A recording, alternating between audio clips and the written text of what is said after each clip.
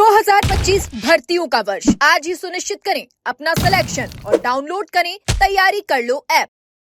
एक सवाल ये है कि हाल ही में आपने देखा होगा भाजपा के नेता किरण शेखावत यहाँ पर आई थी और उनका ये आरोप है कि आपके नंबर नहीं आए। जब नंबर ही नहीं आए तो अगर ये भर्ती कैंसिल भी हो गई तो आपका सिलेक्शन होने से तो रहा।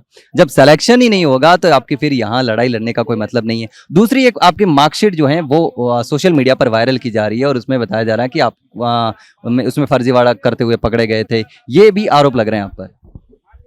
अब आपने किरण शेखावत का सवाल पूछा है तो मैं क्या कहूँ, ये एक हंसी का पात्र है।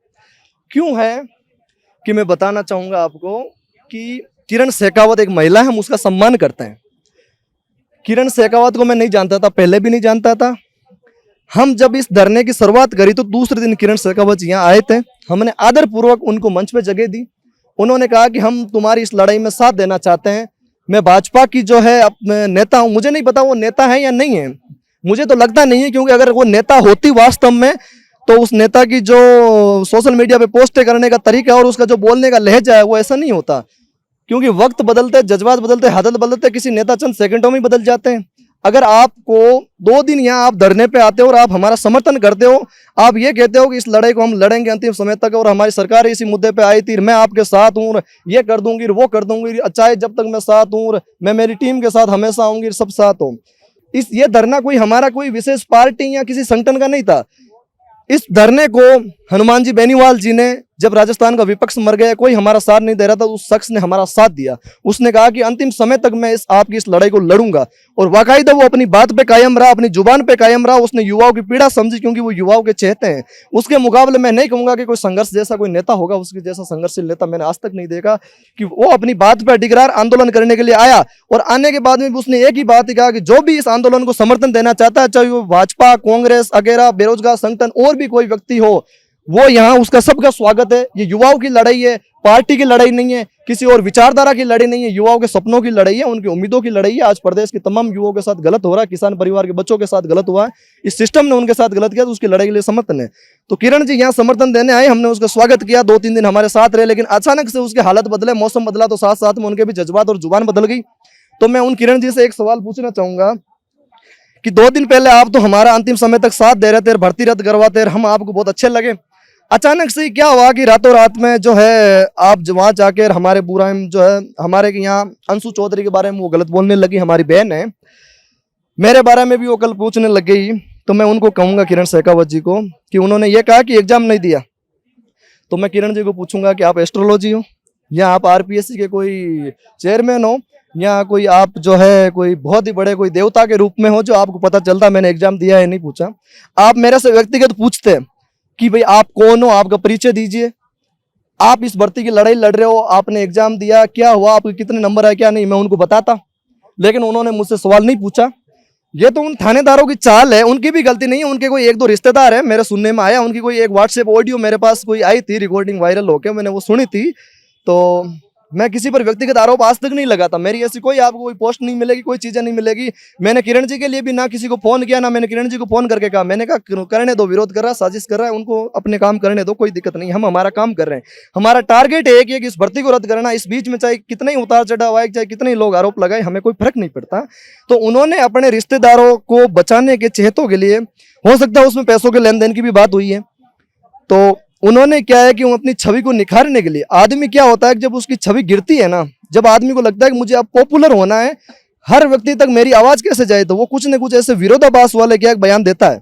तो उस विरोधाभास वाले बयान में क्या होता है कि आदमी जल्दी, आदमी को क्या है कि छवि उसकी उभरती है, लोग उसको देखते हैं, ये होता है। क्योंकि ये मैंने किरण जी की पहले भी जो है 2-3 चीजें देखी है कि जब जब ऐसे विरोधाभास, जैसे सुखदेव सिंह गोगामेडी वाला हुआ, तो उन्होंने जो है उस समय भी बहुत ऐसा कुछ बयानबाजियां करी। हमारे नागौर लोकसभा क्षेत्र का चुनाव था, तो उस समय भी वो जो है खूब लाइव आकर माहौल बनाती थी।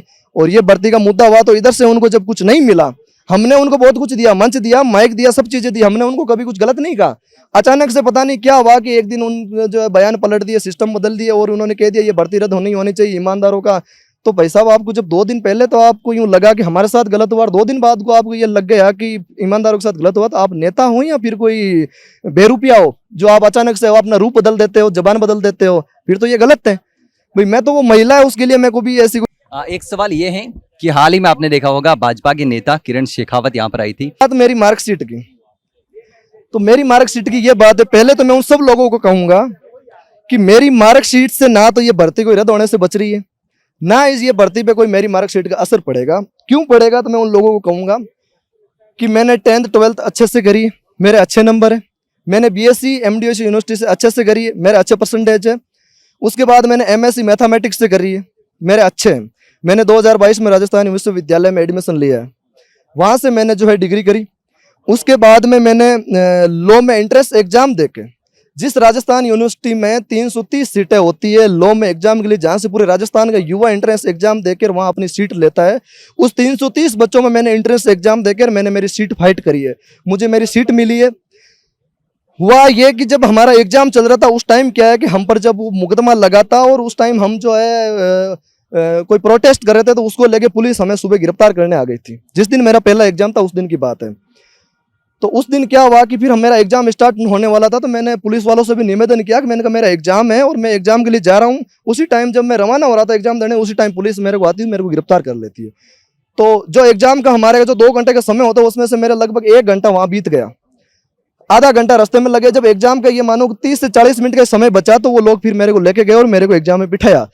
तो मेरा मन में और बिल्कुल मैं एक तरह से जैसे घबराए वाली स्थिति थी और उन्होंने मेरे को जो है मेरे फ़ोन ले लिए, सब चीज़ें ले ली और वगैरह वगैरह चीज़ें हो गई। तो मैं एग्जाम में बैठा, तो मेरी स्थिति उस टाइम जो है एग्जाम देने वाली नहीं थी, क्योंकि आदमी को जब पुलिस अचानक से गिरफ्तार करती है और अलग से जो है थोड़ी उस स्थिति में आ जाता है।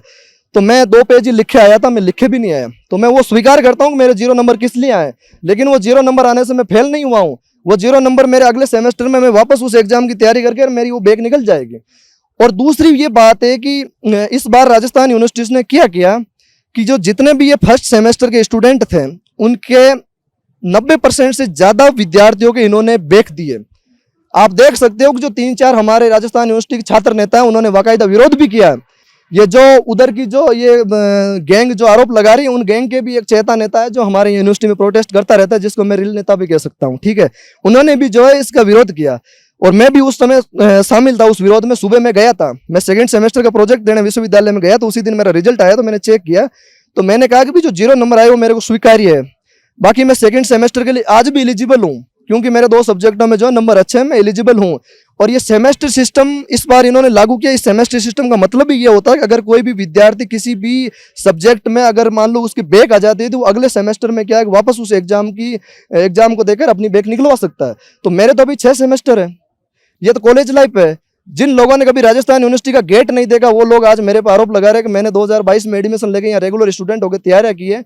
और लॉ की तैयारी करना अपने आप में कोई बड़ी बात नहीं है। और क्यों ना मेरे तो बैक आ गई होगी, क्योंकि मैं ये भी स्वीकार करता हूं कि मैं कॉलेज इस बार रेगुलर भी नहीं जा पाया, क्योंकि मैं इस पेपर लीक की लड़ाई लड़ रहा हूं कंटिन्यू। उस पेपर लीक की लड़ाई लड़ते मैं पढ़ाई भी से भी वंचित रहा हूं, मैं नहीं कर पा रहा हूं। लेकिन ये बैक तो मैं आराम से निकल लूंगा, लेकिन ये भर्ती दोबारा नहीं होगी भाई। जो कंपटीशन एग्जाम है वो जो एक बार हो जाता है वो वापस दोबारा नहीं होता, उसको दोबारा होने में वर्षों लगते हैं। और जब उसमें फर्जीवाड़ा हो जाता है तो उसकी फर्जीवाड़ों को जो है आदमी को स्वीकार कराना, उस फर्जीवाड़े पर जो है सक्सेस कराना, उसके लिए लड़ाई लड़ने में वक्त लगता है। सब इंस्पेक्टर वैकेंसी आज 2021 से 25 आ गए, लेकिन आज भी हम लड़ रहे हैं, आज भी उनको हक नहीं मिला। और हमारी जो लड़ाई है उसमें जब हमने विरोध प्रदर्शन करवाया यूनिवर्सिटी में एडम ब्लॉक में जाके हमने, तो बाकायदा यूनिवर्सिटी के स्टाफ ने ये कबूल किया है कि हाँ गड़बड़ी हुई है, इतने ज़्यादा से स्टूडेंटों के साथ गड़बड़ी होना हम स्वीकार करते हैं।